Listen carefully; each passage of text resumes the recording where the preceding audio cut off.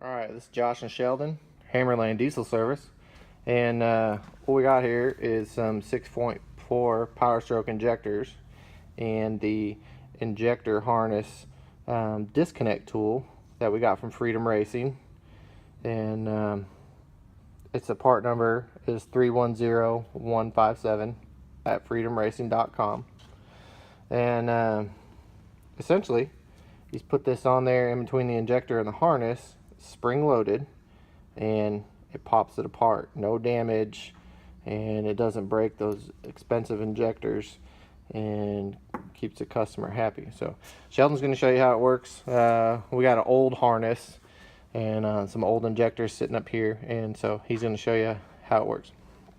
Alright, so what you got here, let's see if we can find an easy one to show you on. There's a little slot there where this tool will fit in there.